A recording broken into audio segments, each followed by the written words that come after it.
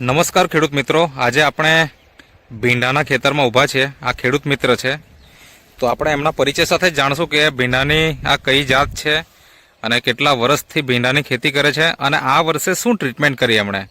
તો સૌપ્રથમ તમારો પરિચય આપજો. શું નામ છે તમારું? મારું નામ નીતેશભાઈ ડી ચૌધરી. ઓકે. ગામ ડોલવણ, હા, તાલુકો ડોલવણ, જિલ્લો તાપી. ઓકે. અને ભીંડાની ખેતી કેટલા વર્ષથી કરો છો તમે? આમ તો ભીંડાની ખેતી એમ 3-4 વર્ષ ઉપર થઈ ગયા. ઓકે. પણ આ વર્ષે ખેતી કરવાનો કોઈ મતલબ ભીંડાનો ઈરાદો નહીં હતો. હા. પણ હવે અમારી જમીનમાં કોઈ ઠેકાણું નહીં મળે એમ. હા, બરોબર. અમારે કાયમી ગૌરાંગભાઈ સાથે મુલાકાત થાય. હા. તો એમને વાત કરી મેં. હા.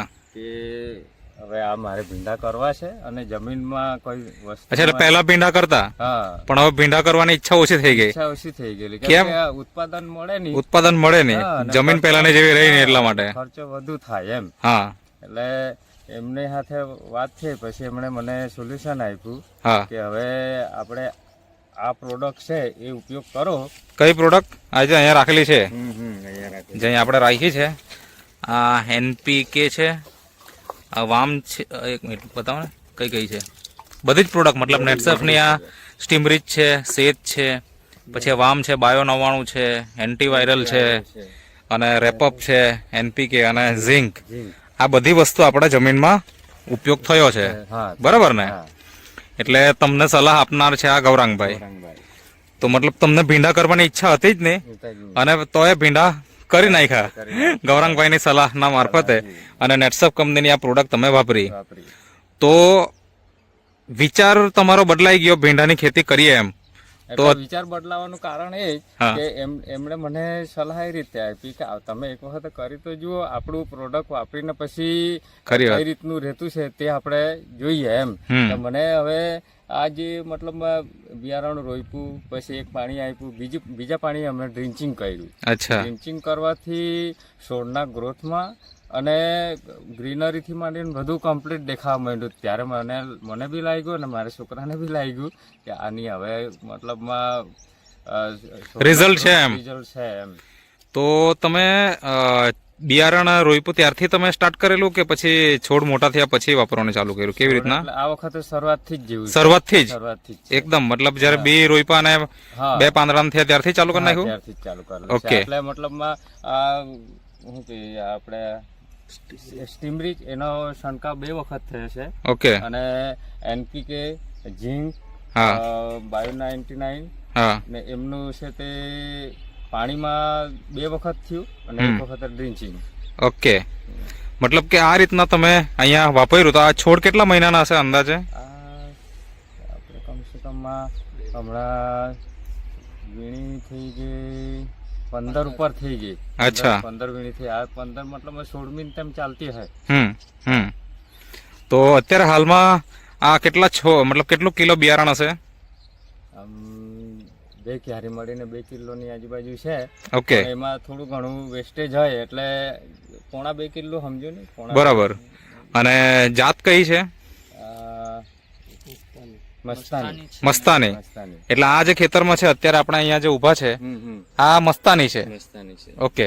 અને બીજું બાજુના ક્યારીમાં છે એ કઈ જાત? રિટ્રો છે. રિટ્રો 11+. ઓકે. તો 2 જાતના ભીંડા તમે બનાવ્યા છે, અને નેટસફ કંપનીની જે બાયોફિટ પ્રોડક્ટ એ તમારા ખેતરમાં નિયમિત ઉપયોગ થાય છે. હવે મને એ જણાવો કે તમે આ પહેલી વખત વાપરી કે એના પહેલા પણ વર્ષોમાં તમે વાપરતા હતા? પહેલા વાપરતા હતા, પણ એનું મતલબમાં પરફેક્ટ વાપરવાની પદ્ધતિથી માંડીને બધું આપણને કમ્પ્લીટ ખ્યાલ નહીં હતો ને આ વખતે એકદમ રેગ્યુલર વાપર્યું છે. ઓકે. એટલે જયારે તમે વાપરતા ત્યારે વાપરવા માટે વાપરતા હતા એમ, પણ આ વખતે તમારે એનું રિઝલ્ટ લેવું હતું એટલે એના હિસાબે તમે વાપરી. તો નેટસફ કંપનીની જેટલી પણ પ્રોડક્ટ છે બાયોફિટ રેન્જની એ બધી જ તમે તમારા ખેતરમાં વાપરી છે એવું કહી શકાય. તો શું ફરક દેખાય તમને જે આગલા વર્ષોના અને આ વર્ષોમાં? ફરક તો એટલો છે કે હમણાં મતલબમાં ભીંડાની વીણી ઉતરે ને એમાં ભીંડાની ક્વોલિટી પરફેક્ટ સારી રહે. પછી આજે ભીંડા તોડ્યા છે ને, અમે તમારા ઘરે જોયા એટલે હજુ તોડવાનું ચાલુ જ છે. આ ખેતરમાં આજે તોડે જ છે બધા લોકો.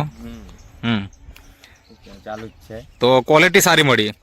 ફૂટમાં કેવું છે? ફૂટમાં બી સારું છે. હજુ અચ્છા, તમે કઈક કહેતા હતા કે નજીક રોપાઈ ગયા, એનું શું?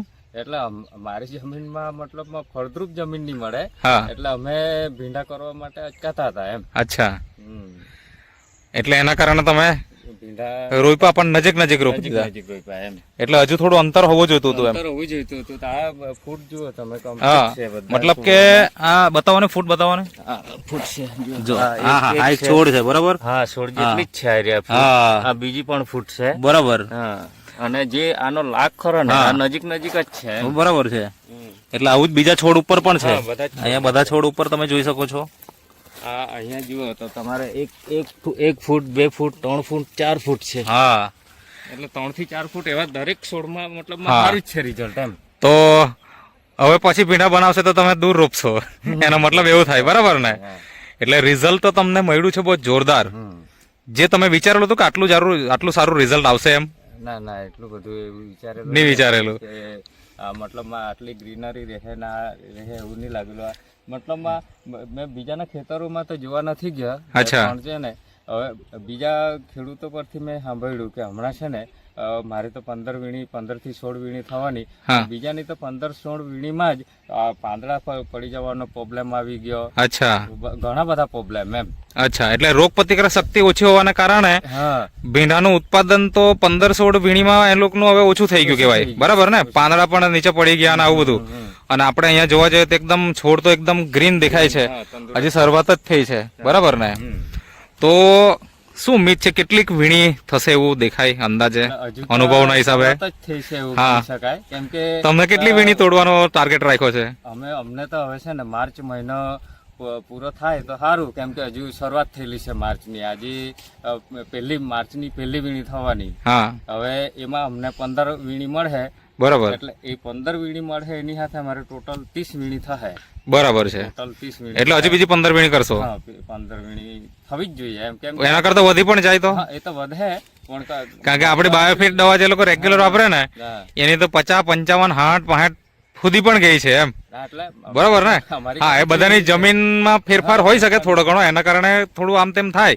પણ 30 વીણી તો એ તો તમે ઓછામાં ઓછી કીધી, પણ અમારા અનુભવના હિસાબે કહે તો કમસે કમ તમારે 50 વીણી સુધી તો જશે જ એમ. પછી તમારો વરસાદ કેવો આવે, કેટલો રહે, એના ઉપર બધું આધાર રાખે. તો આપણે અહીંયા ભીંડા પણ તોડ્યા છે, ક્વોલિટી પણ આપણે જોઈએ થોડી. તો આ ક્વોલિટી છે જોરદાર એકદમ, નંબર 1. આ કયો ગ્રેડ કહેવાય આને?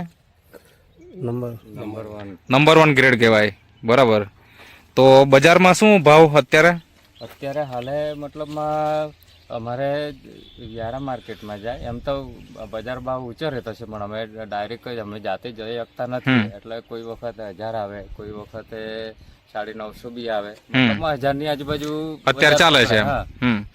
અને હોળીમાં તો હવે ઓછા. અચ્છા, મને જણાવો કે ક્વોલિટી જો આવી નહીં હોય તો કેટલો ભાવ મળે, અને આ ક્વોલિટીનો કેટલો ભાવ મળે? ઓછા હોય, પણ અંદાજે જતા નથી. અંદાજે 100-200 તો ઓછા. અચ્છા, હા બોલો. ઉનાઈ માર્કેટમાં આવી ક્વોલિટી નહીં રહેતા ને, આનો ભાવ ખાલી 600 રૂપિયા 500 રૂપિયા રહેતો. અચ્છા, અને આમ 900 થી 1000 રૂપિયા મળે છે. ડાયરેક્ટ મતલબ 400-500 રૂપિયાનો ફરક પડી જાય. બરાબર. તો ક્વોલિટીના કારણે આપણને ભાવમાં પણ વધારો મળ્યો. અને જે ખેતરમાં તમને એવું લાગતું કે આમાં ભીંડા શું થશે, અને અહીંયા જ આપણે ઉત્પાદન પણ સારામાં સારું લઈ રહ્યા છે. તો ખેડૂત મિત્રોને તમારે શું સલાહ આપવી છે? આ વસ્તુ જે બાયોફિટ છે વાપરવી જોઈએ કે નહીં? હા, વાપરવી જોઈએ. તમે તો છેલ્લા 4 વર્ષથી વાપરો જ છો, પણ આ વર્ષે તમે બરાબર ટ્રીટમેન્ટ કરી પૂરેપૂરી એમ. આનું અધૂરું ટ્રીટમેન્ટ કરવાથી શું થાય સાહેબ કે હવે એ ટ્રીટમેન્ટ છોડવાને મતલબમાં વ્યવસ્થિત મળી નહીં રહે પોષણ. પછી એમ રેગ્યુલર આપણે જો કરીએ તો એને પોષણ બધું મળે. ખરી વાત. હા, એટલે અમે આ વખતે પહેલેથી જ શરૂઆત કરી તો અત્યાર સુધી એનું ચાલુ જ છે એમ. બરાબર. ને હવે મારે ગણતરી એવી જ છે કે શેરડી કરેલી છે મેં, એ તો શેરડીમાં બી રિઝલ્ટ એવું જ છે મારે કે સારું છે આ વખતે. બરાબર. કેમ બીજું હજુ રાસાયણિક ખાતર બિલકુલ નાખ્યું નથી, પણ હવે ફૂટ જોવા જેવી છે. ઓકે, ને નવું રોપાણ બી શેરડી છે. ઓકે.